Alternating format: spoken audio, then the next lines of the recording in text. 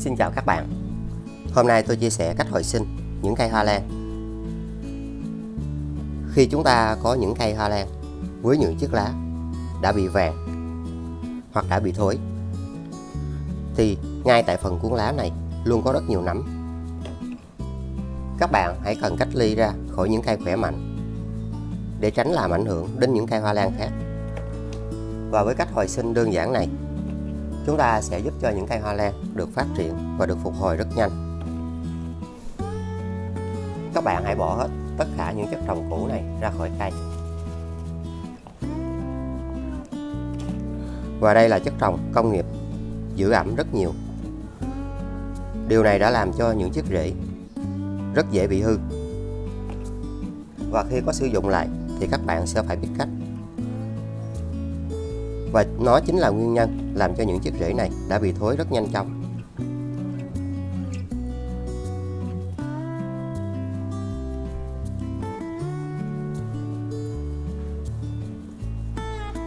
Các bạn cần kiểm tra và cắt bỏ hết những rễ hư.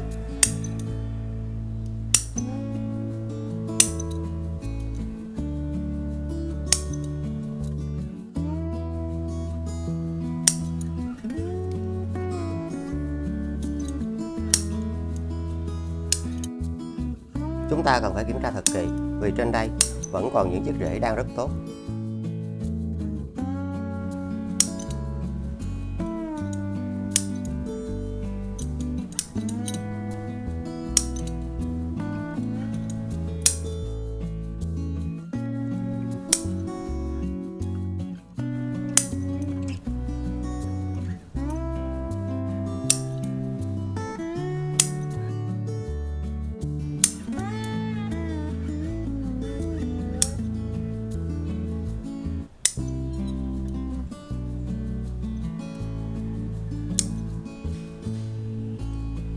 Những rễ còn tốt như thế này các bạn sẽ giữ lại để nó giúp cho gốc cây này được hồi sinh. Và ngay tại phần này rất đen. Chính vì điều này đã làm cho phần này bị héo. Nên những phần này các bạn không thể nào phục hồi lại được. Và chúng ta đành phải cắt bỏ. Nó đã làm cho phần cuốn của cành hoa bị hư. Nên các bạn hãy cắt ngang đây.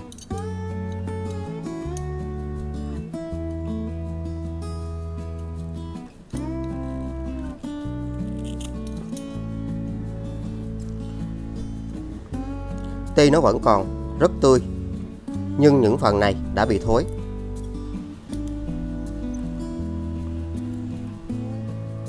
Còn cành hoa này các bạn đừng bỏ đi, vì ngay tại đây vẫn còn có một mầm nhỏ đang xuất hiện. Các bạn giữ lại phần này để giúp cho phần này được phát triển thành những cây hoa lan nhỏ.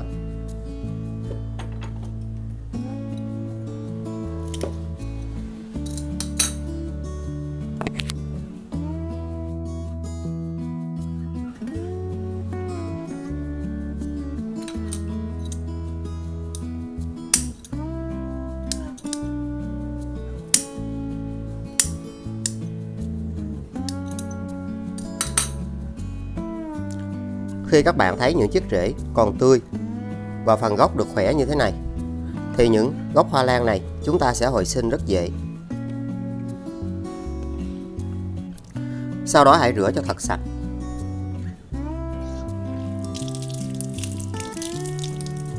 Với những gốc hoa lan, khi các bạn làm cách này, nó sẽ giúp cho cây được sạch sẽ. Thì khi chúng ta phục hồi, nó sẽ không bị nấm, không bị côn trùng. Và cách làm này sẽ giúp cho những gốc cây yếu sẽ được hồi sinh rất dễ.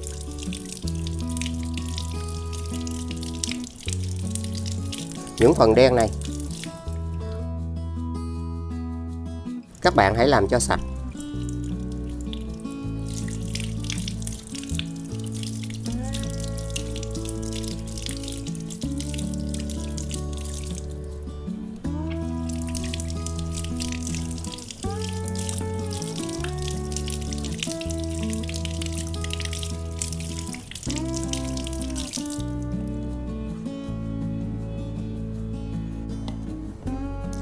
Các bạn sử dụng khăn sạch và lau khô lại.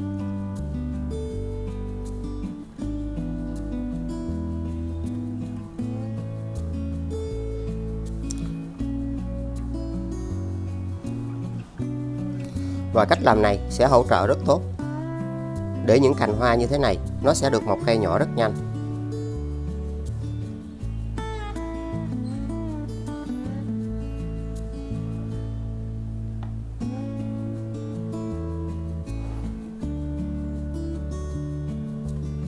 Khi các bạn thấy hoa lan có được những chiếc rễ tươi và khỏe và phần cắt này nó vẫn còn tươi thì những gốc hoa lan như thế này chúng ta sẽ hồi sinh rất nhanh và dễ.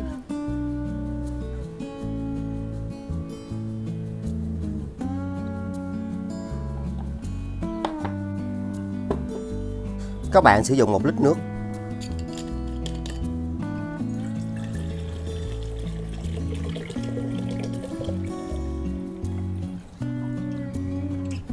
Chúng ta sử dụng bột baking soda. Nó sẽ giúp cho những cây hoa lan của các bạn không bị nấm, không bị côn trùng. Và đây là chất rất dễ dàng tìm mua tại các siêu thị và rất an toàn cho hoa lan. Chỉ dùng 1 thìa và nó rất dễ hòa tan vào nước.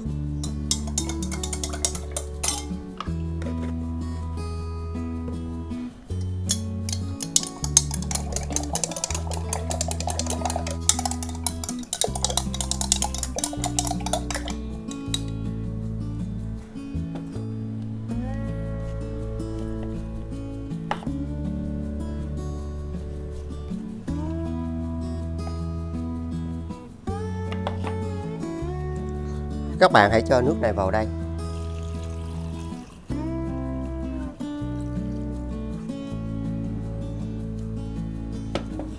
Và để trong 25 phút.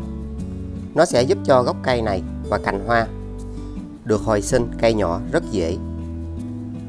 Khi làm cách này thì rễ và cành hoa sẽ không bị nấm. Hãy dùng phần nước còn lại này để chăm sóc cho những cây hoa lan khác.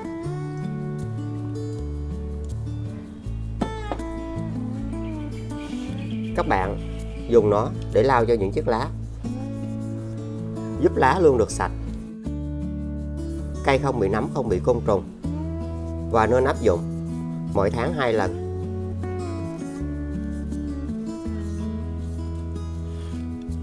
Cách làm này sẽ thúc đẩy giúp cho những chiếc lá được xanh, được khỏe mạnh hơn. Cây rất dễ dàng trao đổi chất.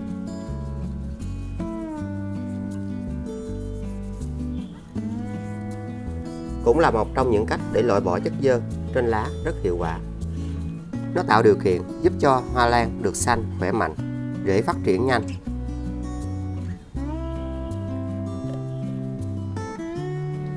Sử dụng cách làm này, nó sẽ giúp cho những chiếc rễ được hồi sinh, phát triển rất khỏe mạnh.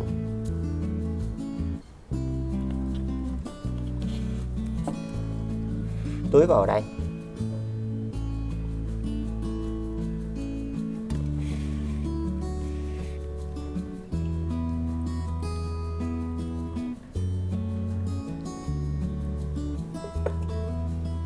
Và cũng để như thế này trong 25 phút.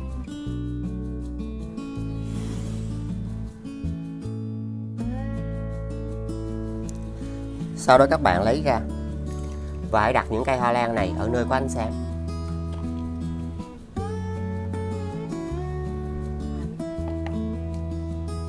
Đến lúc này, gốc cây và cành hoa đã được hấp thụ những dưỡng chất rất tốt. Các bạn sử dụng bột quế.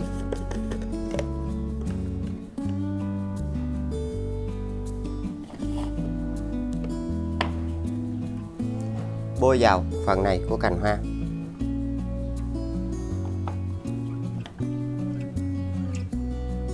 Khi chúng ta làm cách này sẽ giúp cho phần gốc cây được kháng khuẩn. Những phần cắt của rễ hãy bôi vào.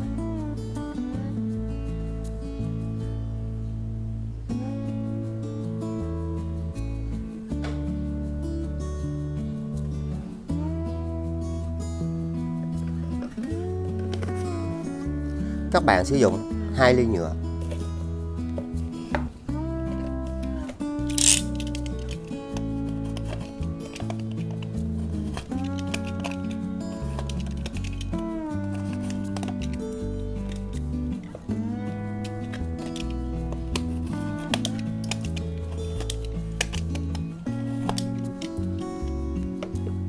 Hãy dùng những viên sỏi cho vào đáy chậu. Nó giúp cho đáy chậu được thông thoáng, sẽ thoát nước rất tốt. Các bạn sử dụng rêu khô.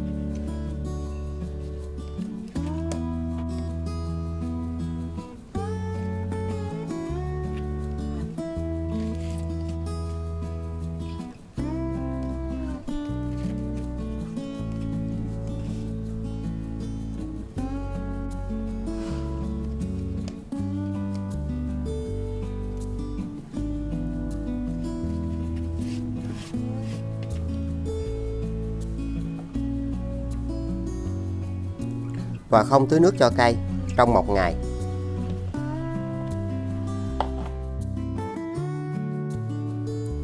Và sau 1 ngày, các bạn sử dụng bột quế.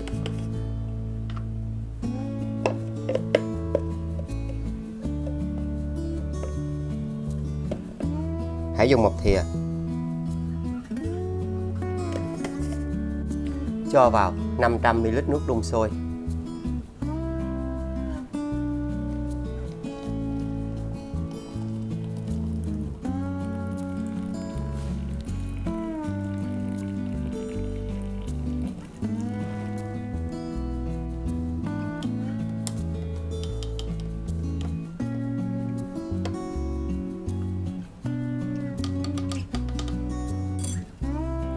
Hãy chờ cho nước này nguội.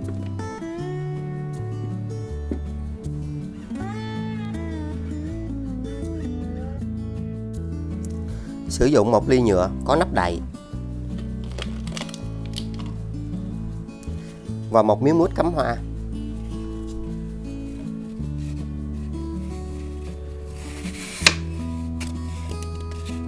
Và cách làm này rất hiệu quả để giúp cho hoa lan hồi sinh.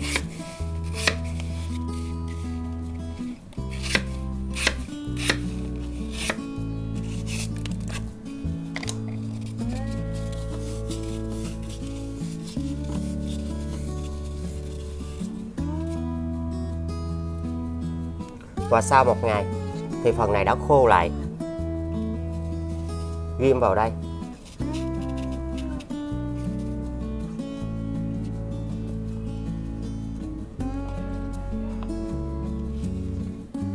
Sử dụng nước lọc.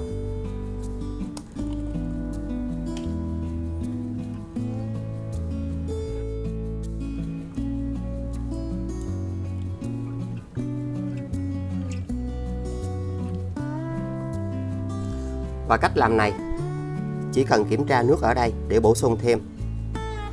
Mút cắm hoa sẽ hút nước lên để giúp cho cành hoa ẩm nhưng không ướt. Để ở những nơi khô ráo, thoáng mát, có ánh sáng. Ở những nơi có nhiệt độ ấm áp sẽ giúp cho phần này được hồi sinh cây nhỏ rất nhanh. Còn phần này nó đã khô tự nhiên nên sẽ không cần phải làm gì.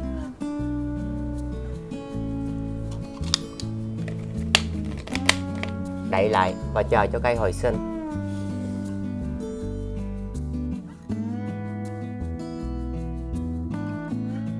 Sau khi nước đã nguội,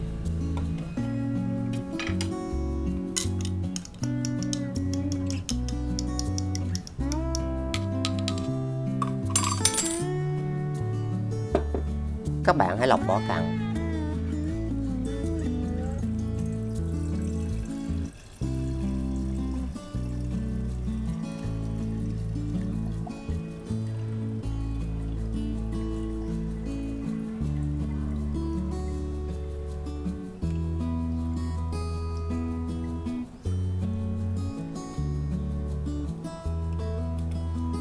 Cho thêm vào 500ml nước.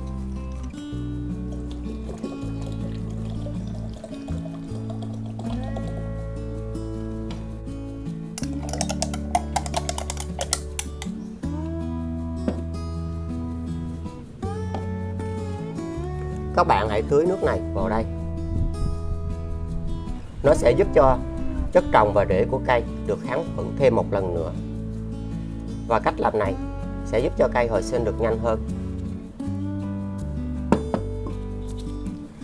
Hãy để trong 20 phút. Dùng phần nước còn lại này để chăm sóc cho những cây hoa lan khác. Nước bột quế rất tốt để các bạn giúp cho những cây hoa lan yếu, nó sẽ được hồi sinh, lá sẽ xanh, được khỏe mạnh hơn. Và có thể dùng cách này mỗi tháng 2 lần, giúp loại bỏ bụi bẩn, làm sạch lá hoa lan. Khi hoa lan bị nấm hoặc bị côn trùng thì cách làm này rất hiệu quả. Nó giúp cho những chiếc lá được sạch, cây sẽ phát triển được khỏe mạnh.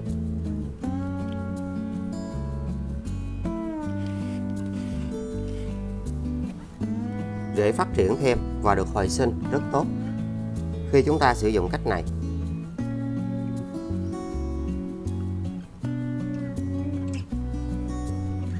Hãy tưới vào gốc của cây. Và điều này sẽ giúp cho những cây hoa lan được phát triển rất nhanh và rất khỏe.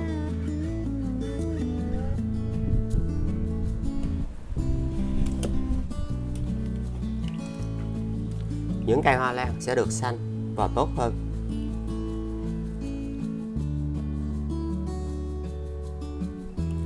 Sau đó các bạn lấy ra.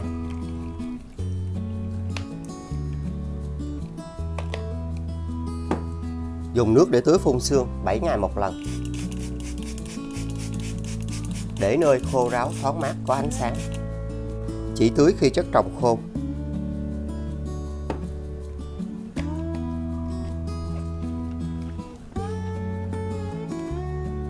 Đậy lại và chờ cho cây hồi sinh.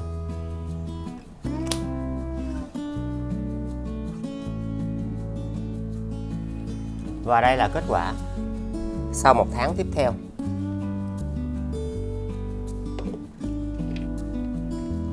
Hoa lan đã được phát triển lên. Khi chúng ta sử dụng những cách làm này, nó sẽ giúp cho những cây hoa lan của các bạn được phát triển rất nhanh. Và luôn có những cách làm, nhưng đây là một trong những cách rất dễ. Nó sẽ giúp cho những cây hoa lan của chúng ta được phát triển và được hồi sinh. Cây nhỏ đã được phát triển lên rất tốt và rất khỏe. Và đến giai đoạn này, mình chia sẻ thêm cách chăm sóc để những cây hoa lan này được lớn, nhanh và dễ.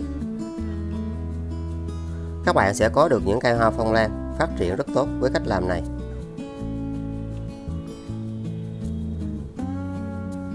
Phương pháp rất tuyệt vời. Nó đã tạo điều kiện rất tốt để giúp cho những cây hoa lan được hồi sinh, phát triển được tốt hơn.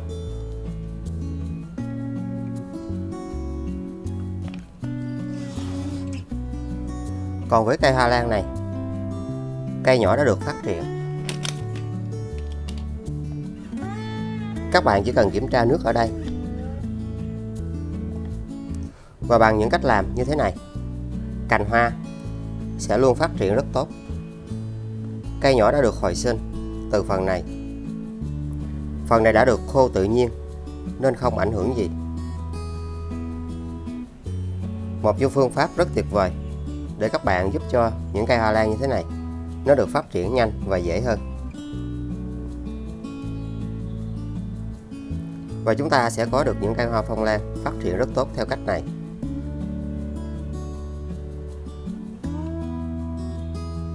Bây giờ các bạn sẽ tiếp tục để cây hoa lan này vào đây và sẽ đậy lại. Giai đoạn này các bạn sử dụng bã cà phê. Nó sẽ giúp cho hoa lan của chúng ta được phục hồi và phát triển rất tốt. Và hãy sử dụng một thìa như thế này.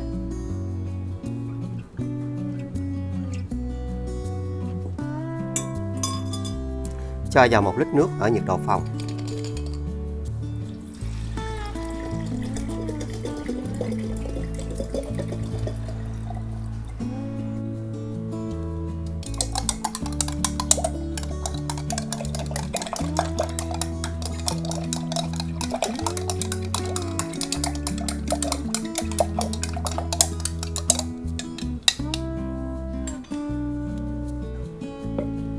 các bạn hãy lọc vỏ cặn.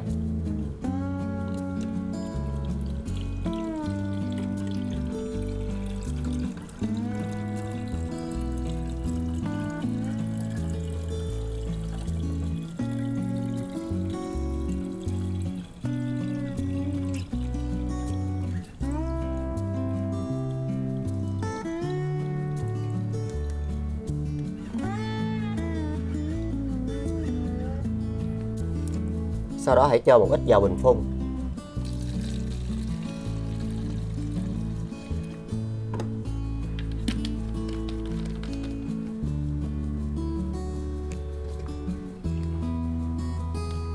Và hãy phun đều lên cây như thế này. Và nên áp dụng cách làm này 14 ngày một lần.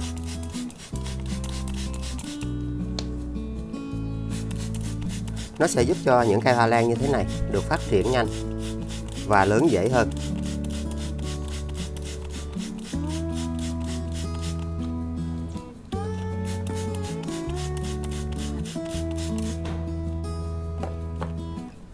Sau đó hãy tưới vào gốc của cây.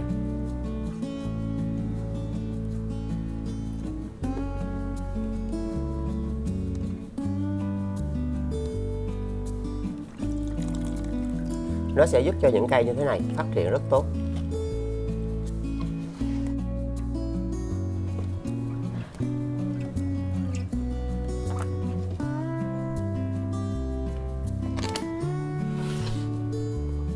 Và hãy dùng nó để chăm sóc cho những cây yếu và chậm phát triển.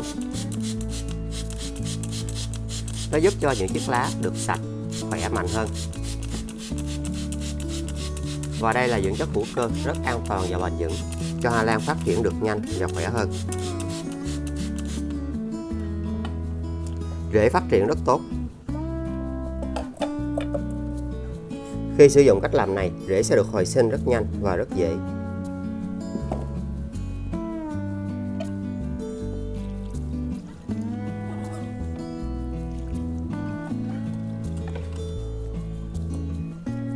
Nó giúp cho hoa lan được khỏe mạnh và phát triển tốt hơn.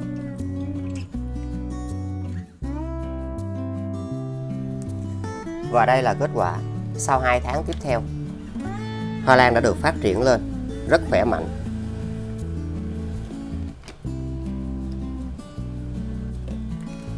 Khi các bạn sử dụng cách làm này, nó sẽ giúp cho hoa lan của chúng ta phát triển rất xanh và rất tốt.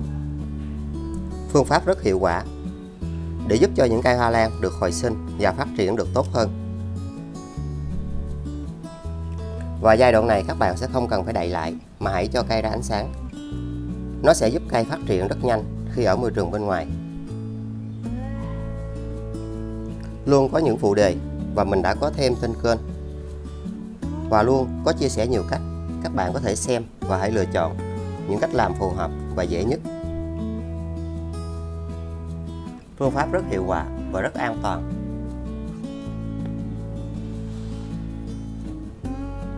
Còn đối với cây hoa lan này, khi độ ẩm được duy trì tốt, nó đã giúp cho cây nhỏ được mọc lên rất nhanh.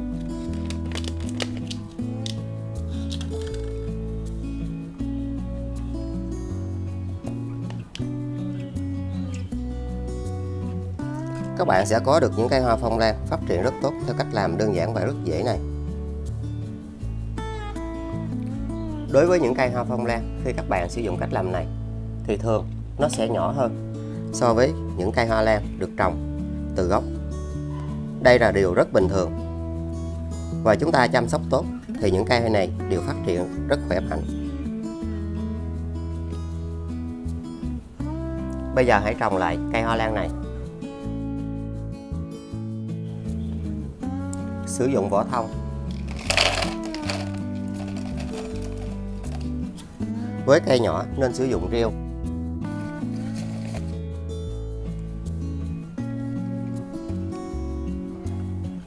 Điều này sẽ giúp cho cây được lớn và được khỏe.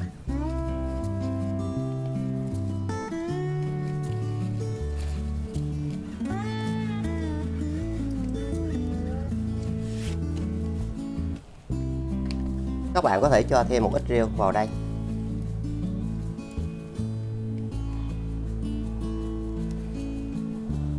Hy vọng sẽ giúp ích cho các bạn rất nhiều. để chúng ta có được những cây hoa phong lan phát triển được tốt và khỏe mạnh hơn.